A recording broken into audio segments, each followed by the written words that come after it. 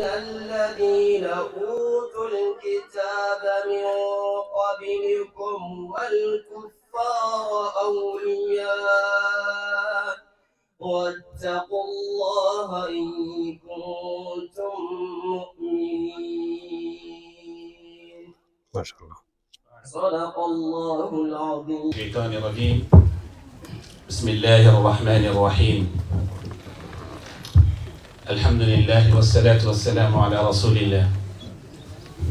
أما بعد، السلام عليكم ورحمة الله وبركاته.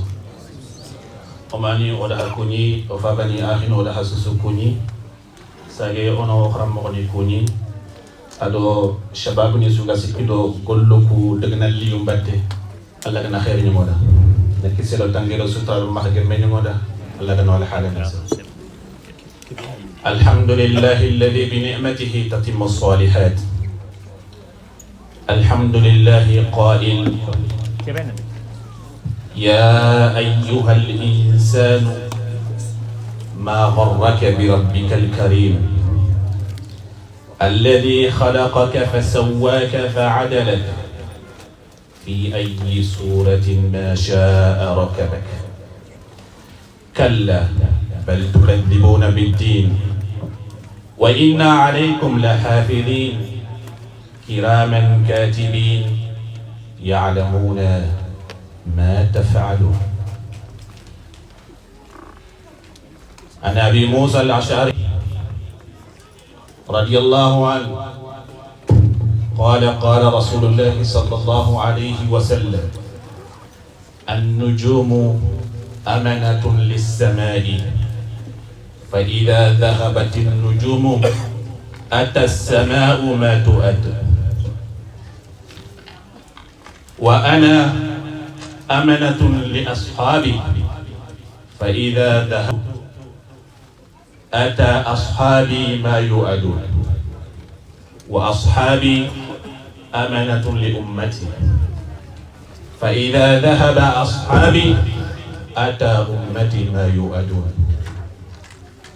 أخرى مغنو كي خلا فارنتي صلى الله عليه وسلم سانونغا كمونغا حقيقتا خانو يعني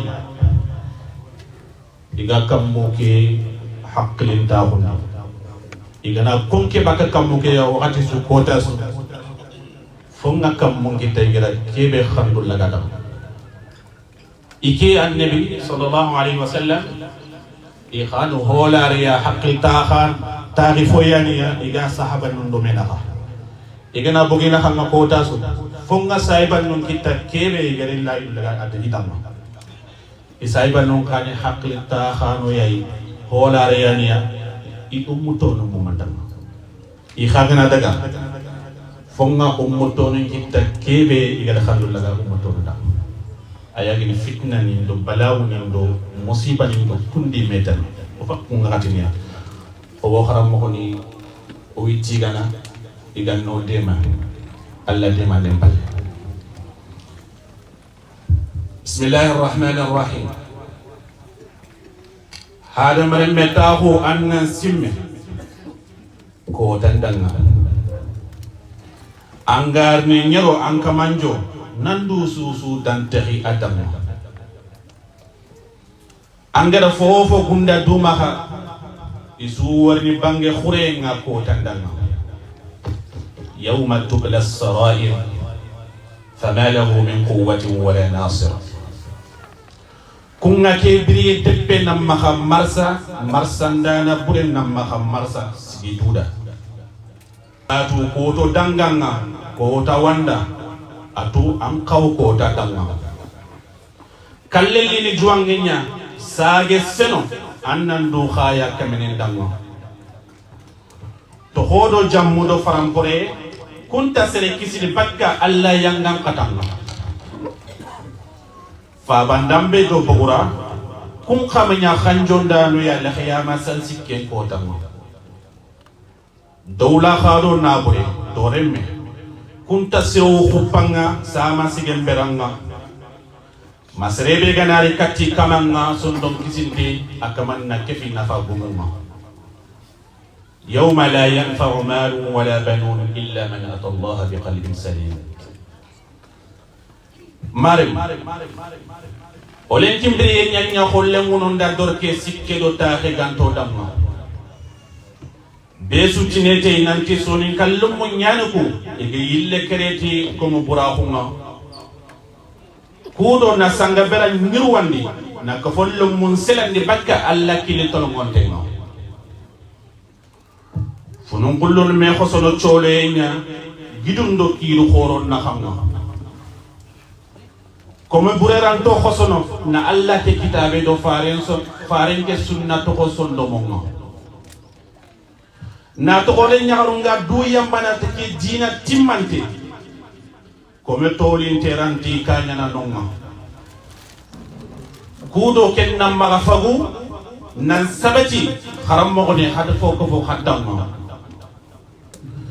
tuwanan ko ta bane fartiye ana sine sagalinde yakinyana ka follom mumma hagir jimmi do kuttele fodo badde khana kheppu ka fo ke sangalil tonto sigintoma Karona karangin nya folla kenyirwandi ayani gajam fo be ga dumene odama ona ka folle lampun tondema nanyi danga forodo nam betti ido sankunta hunna hamna sombunga na kafime nanya sembe bani ona giri ke trike tarakhaya kamanen kendi khairin pollakun su nyokane ogana barti o duya damma inna allaha la yughayyiru ma biqaumin hatta yughayyiru ma bi anfusihim alla ganna kiseni mo na tangé ni moda na sutra ni moda oga kebe no honga ona duda ta hona to khumene khalle ngam burono nam poti lembe khalle o kismani ni kebe ya no honga ay khani to kono o faabeneri fani ken to ko baneri o khafaka ken to ko ye o ko kono do mo kharni ken to ko bani do o kismeni ni iminyamul harra joga ko mi kan no itane sering nyasunde men ni wisu wasen o faabeneri imay dunga no gattele ko bono naro kan bawona ne lomulo nyabono ne wacca kagu mege matel tele ko bono nari kan o tela ya gata wacca o gatti anto maka fo bononte réseaux sociaux ni kel la remplacer fotana kha gardu ke batte mutu kumbene yam bonon lengi na dele nya farenga sallallahu alaihi wasallam hadithan an Anas ibn Malik akirmu farenga sallallahu alaihi wasallam ajati la ya'ti zamanun illa walladhi ba'dahu sharrun hatta talqaw rabbakum ko tantirina haya nandangi ke kota bega bata nani kin kota bega bata ayam bona haga kota be no hongo makanga gati mahagan hakka mangem mallema farti do khem ko do tumen telle ko dam nawdo kharam mo do kharal lo ko do qur'an si ko khay ya ayyuhal insanu innaka kadihun ila rabbika kadhan famulaqih tumen nan min ko ginda samedi dimanche Allah kana sutra ni moda Allah kan wala hada ninsro barakallahu fikum wa jazakumullah wassalatu wassalamu ala rasulillah sallallahu alayhi wa sallam amma ba'd fa ya ikhwatul mu'minun wa ya ayyatuha al akhawat al mu'minat fassalamu alaykum wa rahmatullahi wa barakatuh Allah tigandi ndangi palle ado annabi insalle ndangi palle sallallahu alayhi wa sallam akhi godo akhi khalu liman ka ko ngaka ko Allah kan ko fa aljanna tum ka gebe godo to monni sali ken ko ngakundu ha qadirun ala kulli jari ala kulli ala fofo suda ngani non se to monni aljanna ken ta Allah to aljanna tagati ko monni ay agar tagati ko mo ko be Allah kan ko fu ko moy agar jahannama ta ko mo ko be Allah kan ko kun ko mon no ko o wasu bismillah na wasu nawari bani sutani pili gara mutu nan kinya yere ali inte keran daga antenga antang mutta so angari wutu angari dampi sayi jurasu ango ko sayi jurasu Allah na susakana barajenya ndiga me fe Allah diga me nyani suratu yasin no wa naktubu ma qaddamu wa asarahum wa kull shay'in ahsaynahu fi imamin mubin Allah ya diga kanne o Allah ya kana kana isale na katha ko Allah kana sujunu woni qafayna Allah Allah gana tu komenda ngani ana ghafurun ikena khafarinda na ida khafaranda ngani rahimu yani bata rahman batamo rahimu gureni lo aljanna Allah gana ti khafaranda ngatan atina lo aljanna ya rabbi Allah gana ko fa aljanna kana kanu baraje ka bismillah asum bismillah usulu gari mo ko usulu ganna sage fundungu wassalamu alaikum wa rahmatullahi wa barakatuh yo kumine ngakata hoga tergene wasu kumini kingara dangi alhamdulillah rabbi shrah li sadri wa yassir li amri wahlul 'uqdatan min lisani yafqahu qawli ya ayyuhalladhina amanu taqullaha wa qulu qawlan sadida yuslih lakum a'malakum wa yaghfir lakum dhunubakum wa man yuti'illaha wa rasulahu faqad faza fawzan 'azima. Alhamdulillah wala tigana yo nga shebin kunyini hoga tawere kunyini nga katasuya kembire digampana be oga konno nyamare wikini honnan kay suga tiktok kamay ma raison ku kamay qaratu kaga tele serebe terinka qaratu kaga tele tuwa mundu serebe na togoti serentu henanti annan kawana terinka o gana jagali tuwano nimuro mundu itirindi debe gamay ka sirentu hena tangate la teringa rezonu kamay ko asuga to mo be ota wi mengani kebe kengani soni karaka firu kurmo be no wa tiktok nun kamay ado rezonu kamay iga soron tankondini nanti mane gai ona nyille kata mono batenye ona nyille kata jalamba tenye kembire sersuwadi anna tunati silami nanga na utu gelli anko ko nande ga wara malenki isuni silami nunye sirera wari ni kam go nandi na laga nanti wa bonon dini anna nyille kafira ko nyano won soni kallemme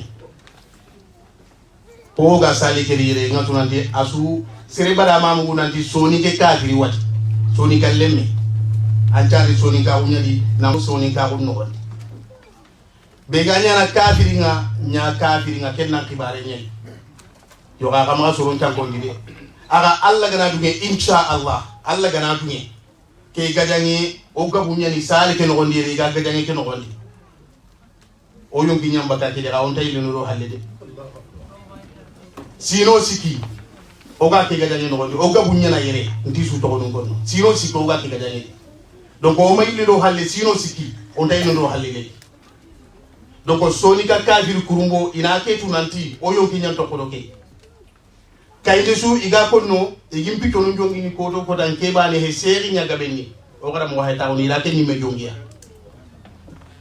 igana li kebe gana li ina ke dawali ma kayde ha ba kayde ho gali rangan ina dawali o ha jusunta kembere serbe gara allaka na fare ka na silami nun tuka kengaran kenga na mani toro nan kenga ota uno kompuga do ga life unda bal aga ona ko dida nanti igana aya suko nanti ke aya wureni kai o wasahana ille ngara kare o baka o wa qur'ani ni sorunda igana hadisi be di gare nya ganani o baka nalli nanti ke hadisi amasa hadisi ke kudwani ina ke limen ke ngara dangi digal lagare be ga sakata mai de gume sugadi ande be responsabilité nyanya makay kebe angara alhan de bendi kenya nyana no almami sugadi ammi sirendi kebe ko anna ko anna kenya ko ammi sirendi no woni kembire soni kara nga kebe ko no de gumunda ngani kajiri kan tawo kan cigide kan sigi hakati kinyede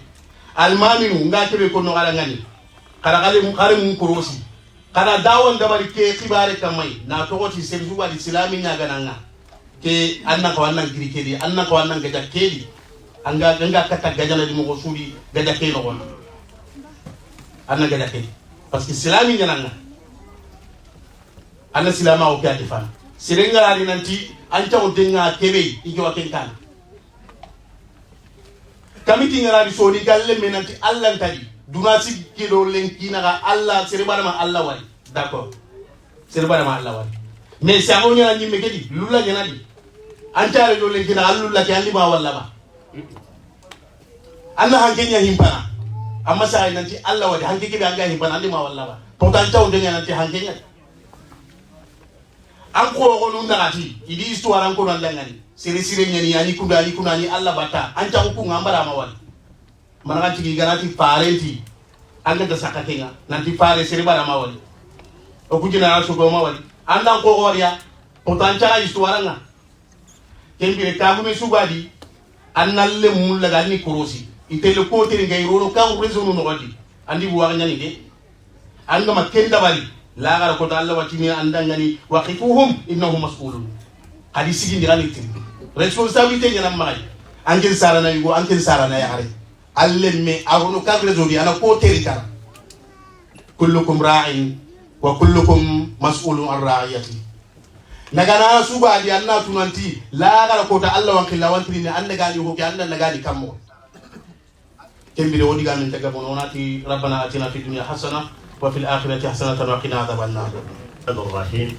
Alhamdulillah wa salatu wa salam ala rasulillah wa ala alihi wa sahbihi wa man wala. Wa ba'da, assalamu alaykum wa rahmatullahi wa barakatuh. Tout d'abord, avant de rentrer dans les vifs du sujet, je remercie les frères qui ont pris l'initiative d'organiser ce colloque. Nous demandons à Allah Azza wa Jal de les récompenser, Inch'Allah, qu'Allah met la baraka dans les actions qui mènent. Amin ya Rab. Tout d'abord, on doit se poser la question, comment on est arrivé là, dans notre société sonique, dans laquelle on trouve des gens qui attaquent l'islam ou qui insultent notre bien-aimé, le prophète Mohammed alayhi salam. Comment on est arrivé là? On doit se poser cette question-là. Si on fait les études sur les sociétés, même sur l'histoire de l'islam, on trouve que à chaque fois qu'il y ait des fitnas, à chaque fois qu'il y ait des conflits, que ce soit religieux ou politiques ou social, derrière, il y a une idéologie qui va naître. On a vu ou on a lu à l'époque d'Ali ibn Abi Talib, بعد معركة السفين ومعركة الجمل, suite à cette guerre, à l'époque d'Ali ibn Abi Talib, on a eu des idéologies qui sont nées. Al-Khawarij, ils sont nés là-bas, les chiites, c'est comme ça. Aujourd'hui, tout le monde sait, on vit dans les problématiques dans notre société sonique. Les problématiques sont politiques, il y en a qui sont religieux, il y en a qui sont sociales. Donc, obligé, on va s'attendre à ça. Obligé, il y a des idéologies qui vont naître derrière. Maintenant, ce qu'on appelle les kémites ou kémitistes, c'est un ancien mot qui est né depuis l'Antiquité, depuis l'Égypte. Comme tout le monde sait que l'histoire de beaucoup des Noirs vient de l'Égypte. Mais cette idéologie est née dans les années 70 aux États-Unis. Lorsqu'il y a eu l'esclavagisme, la discrimination, il y avait beaucoup de Noirs qui ne se sont pas retrouvés dans la société américaine. Du coup, ils se sont posé des questions. Pourquoi nous, on est rejetés dans cette société-là? Nous aussi, on a une histoire. On vient de quelque part. Donc, ils ont trouvé que eux, leur histoire vient de l'Afrique. Et ils sont originaires de l'Afrique. L'Afrique a une tradition. L'Afrique a une ancienne religion de l'idolâtrie. Du coup, ils ont trouvé le mot kémite. Bon, le mot kémite, il a plusieurs significations. Il y en a, ils disent, ça signifie un noir. Il y en a, ils disent, ça englobe tout. Noir, culturel, la tradition.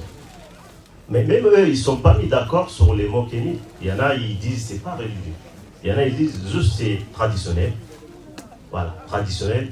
Qu'est-ce que l'homme africain avait comme une pensée, une mode de vie dans la société. Donc, eux, ils incarnent cette mode de fonctionnement. Donc, ils ont dit maintenant, nous aussi, on va nous isoler du reste de la société américaine, rester, vivre entre nous. On a une religion. Du coup, on va rejeter la religion du blanc. Donc, cette idéologie, ça a été diffusé partout, en Europe, en Afrique. Il y en a même, ils ont créé des associations, des ONG, pour essayer de transmettre cette idéologie. Donc les Soninké, ils font partie de ces mondes-là. Avant, on pouvait dire un mécréant Soninké, ça n'existait pas. Mais ça, c'était avant. Parce qu'on vivait dans nos villages, dans nos petits villages, entre nous. Même si quelqu'un a des idées bizarres, il n'a pas le courage de démontrer. Donc maintenant, on vit en Europe, aux États-Unis, un peu partout. Les pays dans lesquels il y a des libertés, liberté de penser, liberté de réfléchir. Donc chacun a le droit de dire ce qu'il veut, de penser ce qu'il veut. Donc maintenant, on a trouvé qu'un mécréant Soninké, ça existe. Mais on ne doit pas être choqué ou étonné. Un Soninké, c'est un homme comme les autres. Même dans les pays arabes, on trouve des athées, on trouve des mécréants. C'est pas ça qui me dérange, moi. Parce que moi, je sais que tous les Soninké ne peuvent pas être musulmans. Ça, c'est sûr et certain. J'espère qu'on est d'accord sur ça. Mais c'est pas ça qui me dérange. Ce qui me dérange, ils essayent d'attaquer à l'islam ou ils essayent de manipuler les gens. Ils essayent d'insulter les hommes pieux. C'est ça qui me dérange. Donc nous, en tant que chercheurs, on doit être là pour défendre notre religion. On doit être là pour barrer les chemins idéologiques devant ces gens-là. Donc maintenant, ces gens-là, ils ont 3 méthodes. La première méthode, c'est de insulter, diaboliser, diaboliser l'islam, diaboliser les imams, les chouyours. Comme ça, les gens, ils vont dire, ah, ces gens-là sont des diables, ces gens-là, ils sont pas honnêtes, ils sont comme ça. Les gens, ils vont leur tourner les dos. Deuxième méthode, c'est de se focaliser sur les champs scientifiques. Soi-disant, ils sont scientifiques, c'est prouvé scientifiquement que l'islam, ça n'existait pas avant. Alors que c'est faux. Au niveau scientifique, anthropologique, c'est prouvé que l'islam a existé dans le passé. Le prophète Mohammed a existé. Même chez les Chinois, c'est connu. En Europe, un peu partout. Troisième méthode, c'est quoi? C'est d'appeler au panafricanisme. De dire, nous, on est des Noirs, on va défendre que les intérêts des Noirs, les intérêts des Africains. On défend que ça.